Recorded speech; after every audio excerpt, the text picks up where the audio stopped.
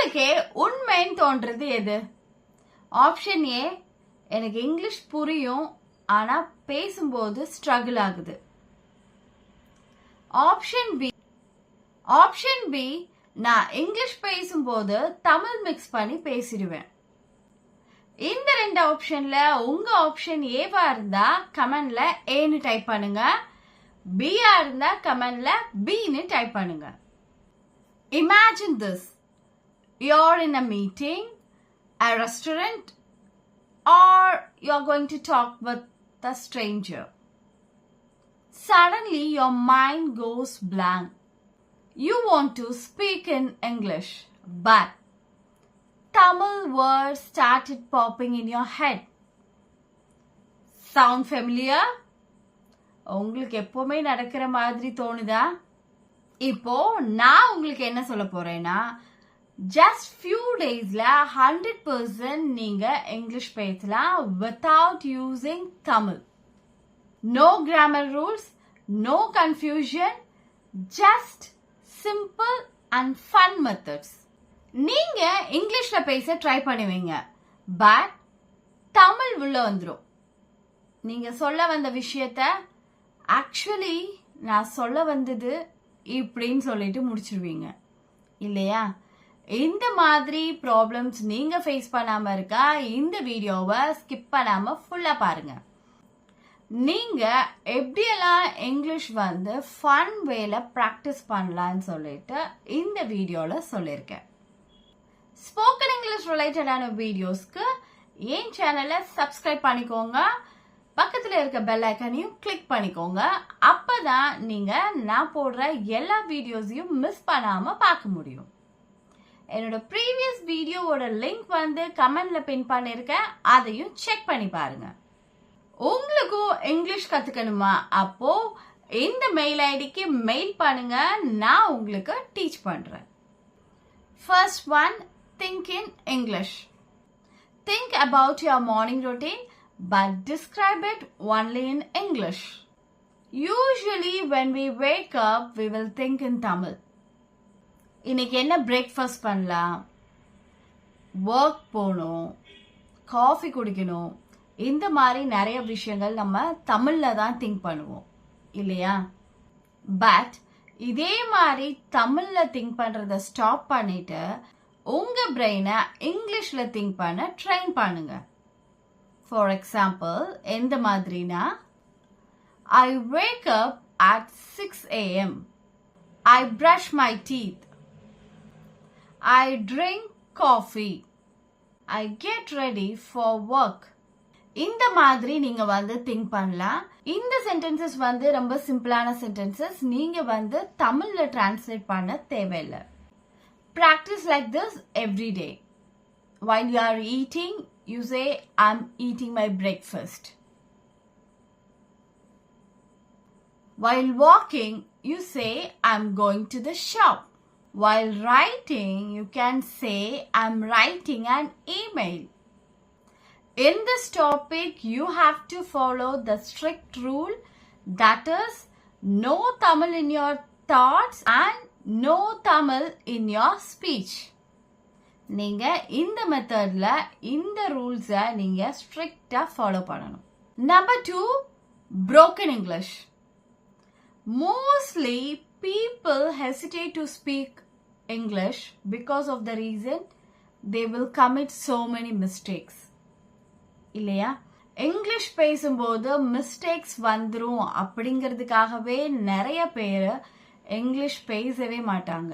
இந்த மெத்தட்ல நீங்க ஞாபகம் வச்சுக்க வேண்டிய 2 things, mistakes are normal and even native speakers commit mistakes.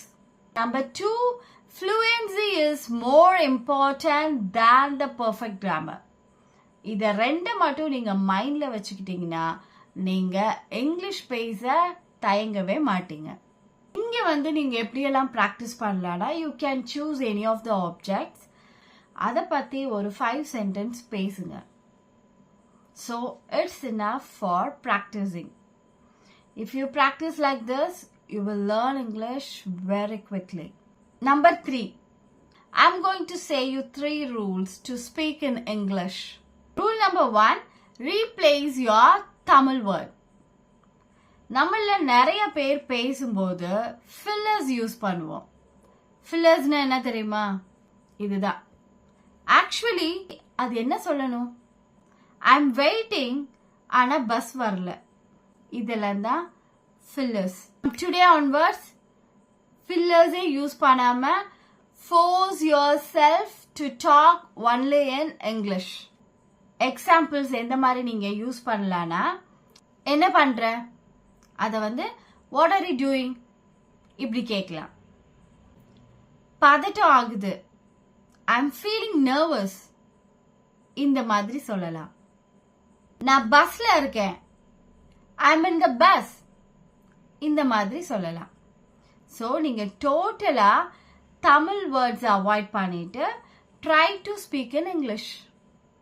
Rule 2, think in simple sentences. நம்ம எந்த ஒரு விஷயம் பண்றதா இருந்தாலும் சிம்பிள் திங்ல இருந்து தான் போகணும். நம்ம கொஞ்சம் டஃப்பான விஷயத்துல இருந்து ஸ்டார்ட் பண்ணோம்னா நமக்கு லேர்ன் பண்றதுக்கு ரொம்ப டிஃபிகல்ட்டா இருக்கும். அதுதான் ரூல் நம்பர் 2. இந்த மிஸ்டேக்ஸை தான் நம்ம புதுசா லேர்ன் பண்ற எல்லாருமே கமிட் பண்ணுவாங்க. ஸோ இனிமே அந்த மிஸ்டேக்கை பண்ணாதீங்க. நீங்க இங்கிலீஷ் லேர்ன் பண்ற ஸ்டார்ட் பண்றீங்க அப்படின்னா சிம்பிள் சென்டென்சஸை ஃபோக்கஸ் பண்ணுங்க.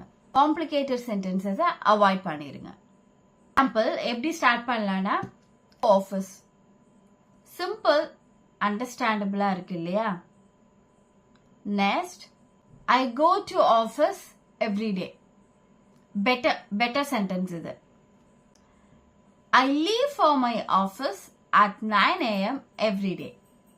இந்த சென்டென்ஸ் கொஞ்சம் அட்வான்ஸ்ட். பிகினிங்ல ஸ்டார்ட் பண்ணும்போது நீங்க இவ்வளோ காம்ப்ளிகேட்டடான சென்டென்ஸ் வச்சு ஸ்டார்ட் பண்ண வேண்டாம், அவாய்ட் பண்ணிக்கோங்க. நான் உங்களுக்கு எப்படி சிம்பிள் டு காம்ப்ளிகேட் போலான்னு சொல்லிட்டு உங்களுக்கு சொல்லி கொடுத்தேன். இதுல உங்களுக்கு இன்னொரு ரூல் என்னன்னா, இந்த மெத்தட் ஃபாலோ பண்ணும்போது நீங்க கன்வே பண்ண போற விஷயத்த 5 வேர்ட்ஸ்ல சொல்ல முடியும் அப்படின்னா அங்க 10 வேர்ட்ஸ் யூஸ் பண்ணாதீங்க. That is the rule.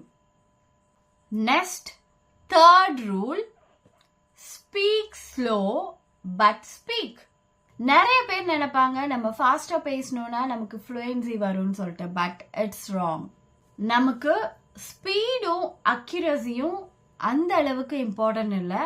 But you have to speak. இப்போ நீங்க பேசிட்டே இருக்கும்போது இடையில ஸ்டக் ஆயிட்டீங்க அப்படின்னா it's okay. But try to speak only in English. Example of nature speaking.